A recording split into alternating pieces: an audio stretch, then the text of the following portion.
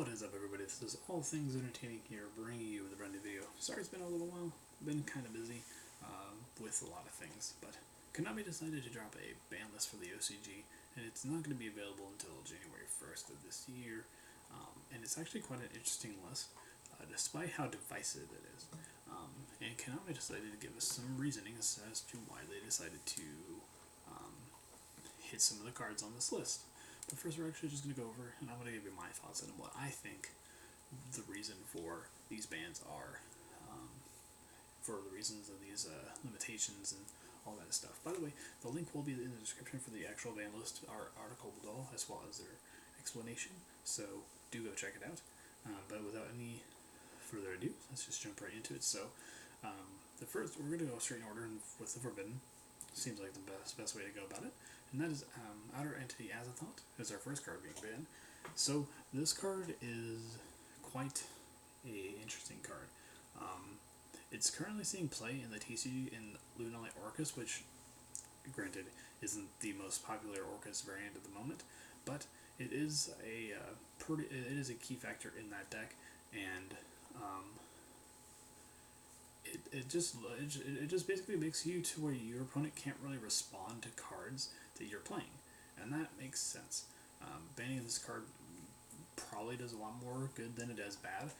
I think personally this card should be banned alongside the Phantom Knight card, because I think for the most part having a card that says no to your opponent for the entire turn kind of just eliminates the spirit of the game. Having a card that your opponent can't interact is pretty degenerate in my opinion. And the next card is Topologic Gunlord Dragon. I'm not really going to go too much into this. We have this card banned. It's been banned since actually the beginning of the year here. So the only thing I'm going to say is like this card probably should stay banned. That's it. Limited. There's only 2 cards limited, and that is Zodiac Trident. I think they still have Rapier and Barrage at 1. So this could just be like a small miniature engine that people might actually use to make their Orcus decks a little bit more consistent. We're going to get that into a little bit. It actually might spawn an entire variant of Orcus. So there's that. The next, but as for implications in the TCG, I think Zodiac Dragon could probably still go back to 1. I think it'd be pretty cool because it's a decent rank 4 that you can go into. We have Barrage at 3, but we still have Rapier at 1 and Rod Bowl banned. So having that at our disposal would kind of create its own little miniature engine, which would be pretty fun by me. The beginning of the end is actually kind of an interesting card as well. For those of you who aren't aware of what this card does, it's a card that lets you banish dark monsters to draw 3 cards. Granted, I think they had to be different names.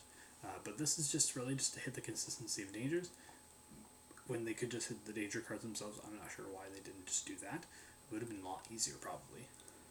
But for the most part, I think it's fine, I guess. It must have been that big of an issue, but if you look at the past 2 pie charts for the OCD, it really didn't seem that way, to be perfectly honest with you. But it's on this list now, so it's here, so we might as well just see what their reasoning behind that is. Next, we have this massive semi-limited list. I think this is like the most cards like either side has ever semi-limited before in the game. Granted, some of these are just cards that are just peeling off the list, so slowly but surely, but others are actual hits. So let's just jump right into it. So the first card is Altergeist Melee-Seek. I guess Altergeist is still a big issue over there. I don't understand why that is, but I guess it's just a big enough issue to where they feel like they need to hit Melee-Seek at 2. I think Multi-Breaker is at 1 over there. I can't be too sure. I think it's semi-limited now that I think about it, but it's still, I guess, an issue over there. The next 2 cards are kind of divisive, and that is Galatea and Harpor being semi-limited. Now, many people agree that this doesn't actually do anything against the Orcus deck. Sure, it makes them slightly less consistent, but they're still going to be the best deck. Sure, they're just trying to give it a slap on the wrist for some reason, but I just don't. I think they could have done a lot better with this. I think they could have put Harpor to 1 or Galatea to 1, and it would have done a lot more. People were wanting Babel Band, people were wanting Symbol Skeleton Band, people are just wanting Galatea to go to 1, so people are just wanting Orcus Harpor to go to 1, and they think that'll check the deck. I think those hits are probably better than what Konami is trying to allude to here. I think that's not enough. I think they're going to do a lot more than just what Konami is thinking this will do. So, Deep Sea Diva, not really going to go too much in that. It's actually a really powerful card. It's just there to bolster the new Deep Sea Diva archetype that's coming out, so it is what it is. Baby Ceratosaurus, that card is not doing anything. Yes, we can have more of the copies of those. Tour Guide to the Underworld is interesting. I think this card is actually kind of one of those things that is kind of sketchy. You could play around with this. It can go to 2 probably and be fine. Burning of Bliss Fairs can rejoice over there in the OCG because that card is actually really, really good for that deck. The deck is a little bit stronger. But for the most part, I think it is probably just fine. I don't think it's too broken. I think it's pretty good. So, see how it goes. Mathematician. I think this one's also kind of a slight hit to Orcus because our Orcus are starting to play Mathematician. And I guess they're trying to prevent that from happening in the future, so they're just semi-limiting Mathematician, but they should just limit this card because it's probably just way too good to be semi-limited, but, you know. Necro's a Unicorn. I think this card probably should stay at 1 because of the fact that it's a floodgate, but hey, I guess if Necros aren't doing that much, I guess it's fine, right? But, I don't know, the potential danger for this card is really high, but we'll see. Thunder Dragon Roar. I'm not that familiar with Thunder Dragons. People can honestly, you know what that card does. I think, let me see, hold on a second.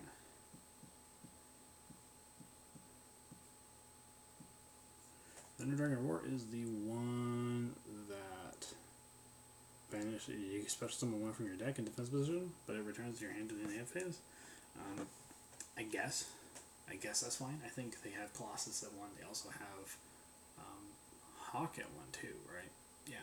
So they're just, I guess, trying to check the deck. I don't think it was the best. I think it's top 5, but I think it's actually struggling a little bit. Actually, Selenite Great Circle. This is actually just a bump. They had Selenite. Actually, no wait. This is not a bump. This is actually a hit because I don't think they had Selenite Great Circle at 1. They had it at 2. Which I guess is fine. I think Selenite Great Circle probably will go to 2 here in the TCG, but only because I think Selenite Greats is pretty fair for the most part. It doesn't really do anything too terribly unfair, so we might just get another circle back, and that's it. This doesn't really hurt the consistency all that much to Selenite Greats. I think they have 2 Lady Debug, so take that for what you will. Next is 2 Mind Control. I actually foresee this happening in the PCG at some point. Mind Control just being dabbled in being semi-limited or maybe even going to 1. But I think right now it's just a very good utility control card that people tend to play sometimes, not all the time. Sketch Record, making modules multi-role. We have it at 1. Sketch Records are still, I guess, kind of an issue with it, but I mean, it's really just fine. Sketch Records are particularly fine. I guess people are just wanting Engage to go to 2, but other than that, the deck is pretty okay. I guess we could ban Hornet Drones as well, but I just they're just trying to, they gotta sell that, or they gotta sell the Sketch Record cards though. But I guess they've already had the Sketch Record cards for a little bit, so they've already had chances to play with them. So they just wanted to simulate that card. So it does hurt the consistency a little bit, but they still are probably still good. Allure Darkness to 2. Again, this is probably 2 Orcust and the Danger archetype. I don't know why they just won't limit this card. This card is actually insane. I think this card probably should be at 1. But alas, here we are. Red Reboot. This is the strangest change, to be honest. I personally think that Red Reboot is a blowout card for certain decks, but I don't think those certain decks really matter that much for it to warrant a semi-limit. I don't think Red Reboot is that popular enough for it. Maybe the OCG just loves paying half their life points to prevent their opponent from playing certain trap cards. I guess that's fair, but maybe it was just playing in multiples, and Konami has a history of hitting cards that are on multiples that are at 3, so decided to hit Red Reboot. Kind of the same reason why they kind of hit my control. It was kind of at 3. People were playing it everywhere, so they're like, probably should stop people from playing that card. But, you know, they have 3 Maxi. Who do we know?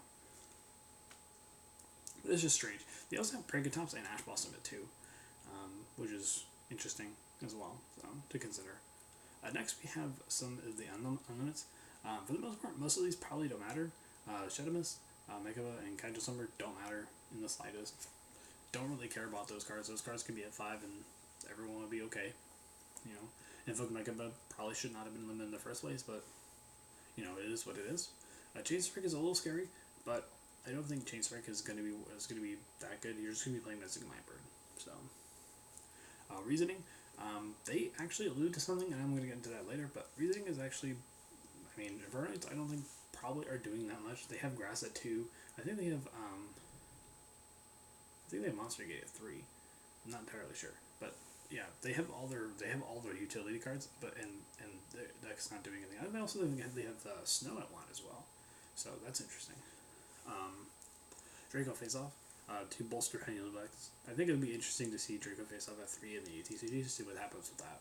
But, you know, other than that, I think for the most part, this is just fine. I don't like this list, particularly the fact that it doesn't really do anything. It just cleans up some cards and it adds some cards. They're like, we might as well hit some cards, but clean up pretty much a lot of the cards that are on this list. It seems like it's just a cleanup list to me, but that's just me. So we're going to go into the reasoning as to why they decided to actually hit / put cards at these restrictions. So Outer Entity as a thought. By the way, link will be in the description for the article. Outer Entity as a thought. This card allows us one-sided gameplay. Nothing wrong with that. I totally agree with that notion. I think it promotes that here, even though it's not being exploited at the moment, but I still think they should ban it at some point, sooner or later, because there's going to be a deck that will eventually abuse that. So, a couple of Gumbo Dragon. Other than the fact that we already discussed that it's banned here, so but it just the hand destruction, you know, we already know about that. Zodiac Barrage, they're dried it. Following the return of Zodiac Barrage and the restoration of key Zodiac cards, they probably won't do anything in the OCG, but it's a good gesture. Beginning of the end, heavily used as a key component in the Danger deck, which Pure Dangers isn't doing anything over there. But I guess maybe just as a side note, just hit Dangers. They probably have it in their Orcust stack running around, so it might actually be a hit to Orcust as well. Meliseek, usage restricted as it can be considered a key card in the start of a duel. I guess they're just wanting to hit that power level of an already dead deck. I don't think it was that good in the OCG. I think the 2 Multi-Faker did just enough. The 2 Galatea, heavily used as a card in the early and mid game. I guess that's fine, but I don't think it does enough. Harpor, a powerful card is used in several decks. That's true. It's used in every single Orcust or engine ever. But again, you solve this problem by limiting the card. So I think it's still probably too powerful in several decks. So Deep Sea Diva, just empowering Atlanteans. We already know about that. Baby Sarasaurus, giving dinosaurs good cards is good. Tour Guide, bolster decks like Burning Abyss and Unchained. Simulated Mathematician for being a multi-purpose card. You know, having 4 Foolish Burials, 3 of them being monsters is pretty good. Necrost the theme is slowly being freed from being limited, so that's good. Thunder Dragon Overlord, a small limit for one of the currently popular decks. I guess fine, whatever, but I think it's not warranted. Semi-limit for Sunlight Great Circles for being an early game support card, but they have 2 Lady Debug, which is also an early game support card. They also have 3 Flame Buffalo, which is also an early game support card. They also have Foxy. Spinny is technically a early game support card. Gazelle, you could just normal summon Gazelle and not be sad, so. Alara Darkness, heavily used in Thunder Dragon, Danger, and probably some Orcust decks as well, so. Red Reboot, mainly gets to resolve have powerful trap cards. I guess that's fine. But again, it's just kind of strange to remove utility and counterplay from your opponent or from the player base like this. Here, Shadow Mist to stabilize hero decks. fine, whatever. Invoke Mega Bug, we don't really need to talk about that. The card's not really good at the moment. Interrupted Kaiju's Hunger. They have Dark Hole at 3, so and Torrential at 3, and Raigeki, so why not have this card at 3? So Chain Strike provides a stability for effect damage decks. You're just going to be playing Mystic Mind Burn if you're going to be playing anything, even though Mystic Mind is at 1. But I guess maybe this will be the new Burn Scumbag deck that people are afraid of. Reasoning for a new wave of Infernoid decks. So this leads me to believe that at some point Infernoids might actually get some more support, which would be cool. I wouldn't be down. I wouldn't be against that. I'd like decks getting support, but and having reasoning might support that. That'd be pretty neat. But that's just speculation on my part. Don't actually know. And lastly, Dracofab's used to focus on powering up special zoning, which would be pretty interesting to see. I kind of want to see what they're going to do with this card. I think they might actually end up playing this card because the Draco engine is actually not terrible still. I think they might play that one guy that's actually a Flegate. I can't remember his name. I think it's like a Vector or something. But that'd be pretty neat to see what they do. So anyway, I wanted to know what you guys think about all of this. Let me know what you guys think about this ban list in general. What do you think about their reasoning? I think some of their reasoning is particularly lackluster. I think this list overall is lackluster, but there are some nice things here, like as a thought, being going to 1, Deep Sea Diva, pretty cool, and some of the I guess low key hints that they might be bolstering Infernoids might sound pretty cool to some people. So yeah, if this has been All Things Entertaining, signing out. Let me know what you guys think.